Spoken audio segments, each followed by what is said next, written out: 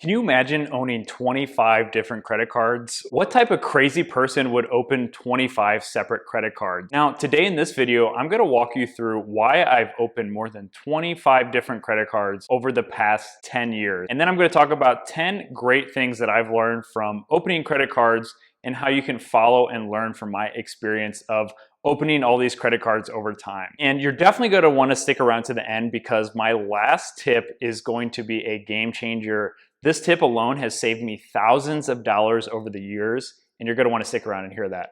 Now, let's go ahead and dig into my top 10 tips from opening 25 different credit cards. So most of you out there are probably wondering why I would open 25 credit cards. And the main reason is to earn travel hacking points and miles so I could travel around the world for absolutely free. And I'm sure a lot of people are scared of credit cards, they don't understand them, and I'm hoping that this video clears up a lot of those misconceptions. So one of the first things I want to say is I currently have a 815 credit score. I have $0 in debt. And again, opening up these credit cards slowly over time, over a period of 10 years, has been a relatively safe thing to do if you understand how credit cards work and how to do things safely. And this brings me into my first tip, which is it is not a race, it's a marathon. If you're learning about travel hacking for the first time or opening up credit cards to get free flights and free hotels, again, I want to preface that make sure you're doing it slowly at first.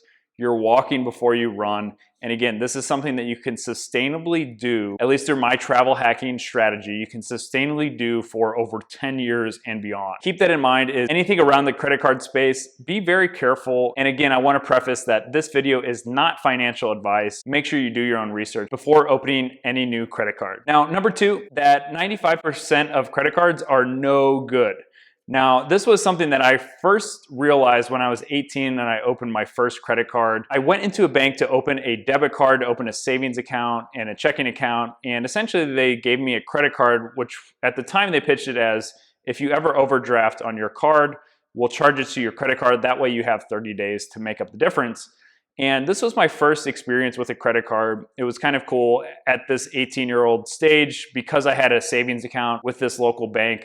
They were able to give me a credit card as well. And this was kind of a big foundation. To this day, I still have this card active because it's one of my oldest credit cards. There are no fees associated with it. And if I were to close this down, it would negatively impact my credit score. One of the things that I would have done if I could go back 10 years was to make sure that I was aware of that 95% of the credit cards out there are absolute garbage. You really need to pick a select percentage, that 5% of credit cards that are gonna give you really good value, really good perks, and a lot of extra bonuses when you do sign up, meet the spending bonus, and are able to collect hundreds of thousands of free miles by doing so. Make sure you do at least a few weeks of research. I normally research a card at least 1 week before I open it up, but sometimes a lot further than that. Number three is credit scores are important. If you haven't signed up for creditkarma.com, I'll leave a link below in the description.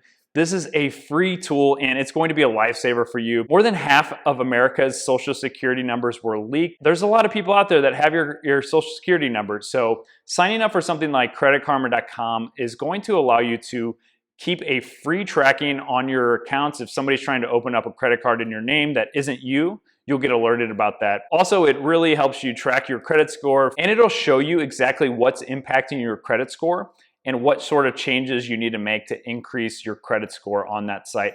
So creditkarma.com is a absolutely great website. It's free to use and it's a no-brainer to sign up for. So the big factors that are going to impact your credit score are going to be your payment history, your age and type of credit card, your credit utilization, so how much credit you have available to you, and what percentage of that you're spending, your balances, your recent credit, and available credit. So there are a lot of factors that go into making up your credit score. Knowing all these factors and how to adjust and kind of play with this system is going to be extremely important to get above that 800 credit score. So you can utilize creditkarma.com to find out all of this information on what's impacting your credit right now. Moving on to the next thing is always turn on autopay. No matter when I open up a new credit card, the first thing I do is I link it to my checking account. I turn on autopay, and that way I am never missing any type of random fee. Let's say you forgot that you had a recurring subscription on one of your credit cards. You'll never forget to pay that off.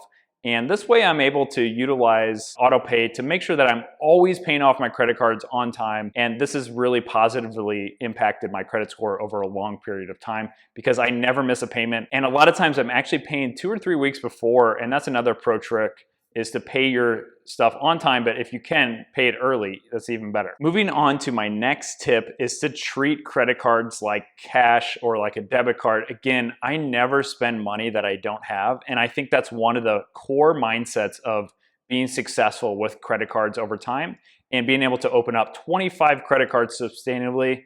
This has been my kind of mantra for credit cards. Don't spend money you don't have. It's as easy as that.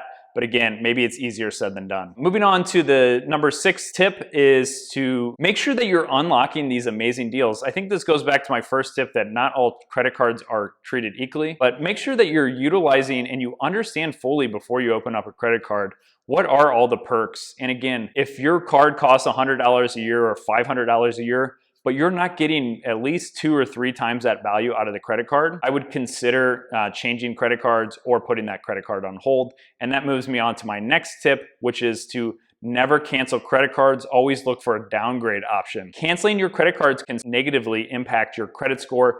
And again, this first example of that credit card I had when I opened when I was 18, the reason I haven't canceled it, it has a really large portion of credit available to me, a long credit history, and if I were to cancel that, that would be really negatively impacting my credit score. And number 8 is to use the right tools. I mentioned Credit Karma before. Another great tool is to use mint.com. That's a great website, another great free tool to monitor your spending habits over time. And also, again, they give you some credit details. And then lastly is just to use a spreadsheet. After you've reached a certain level of credit cards, it might become kind of hard to manage everything. So I utilize a spreadsheet to manage and keep track of all my credit cards. And then lastly is another free tool called Award Wallet, which will help you manage all of your miles in all the different accounts. So if you're collecting miles on American Airlines or United, Award Wallet will bring all of those points into one easy to use dashboard. And the great thing I like about it is it'll tell me if anything's about to expire. It'll give me a notification about that. So number 9 is to use a virtual mailbox. So I get a lot of questions from people who are wondering, if I'm living overseas, how do I open these credit cards since they sent to my US address? Luckily, I have a family member that's able to do this, but if you don't have that family member that you trust, then I would open a virtual mailbox. Earth Class Mail is one of these examples where you can get your mail sent there. They'll scan it and then they'll send that scan to you through their dashboard and through their secure online platform. So utilizing a virtual mailbox can save you a lot of time, and it's just a great service that you can utilize over time.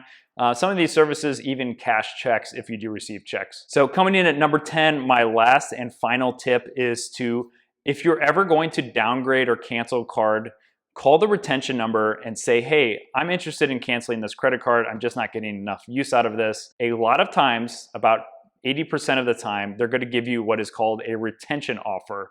A lot of times this is going to be to waive the yearly fees. So one example with this is my Amex Platinum card. They just charged me $550. I immediately called the retention line and said, hey, I'm interested in closing this account. I'm just not getting enough value out of it with the state of the world, with reason X, Y, and Z. And again, they'll check your account to see if you're eligible for a retention offer. And a lot of times these people on the phone, these operators, they have certain KPIs to hit. So if they're canceling your card, they're not going to be doing their job well. And again, another pro tip on top of this is if you don't like the first retention offer that they give you, ask to see if there's any retention offers available. Sometimes they have more than one. And a lot of times I've rejected the first one and the second offer has been a lot better. So you don't have to make up your mind on the phone. You can say, let me think about it and call back. But for this example with the Amex, they completely waived my fee. And the two options they gave me were $550 refund, or I think it was 20,000 points. I chose to get the $550 back, which I think in my mind was a great decision. So these are my top 10 tips from opening more than 25 different credit cards over the last decade.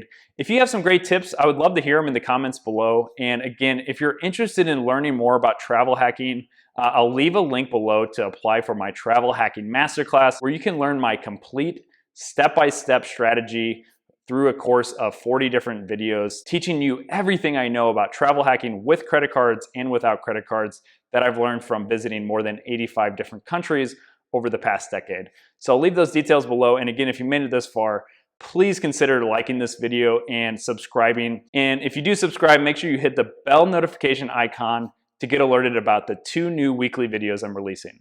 Take care and have a great rest of your day.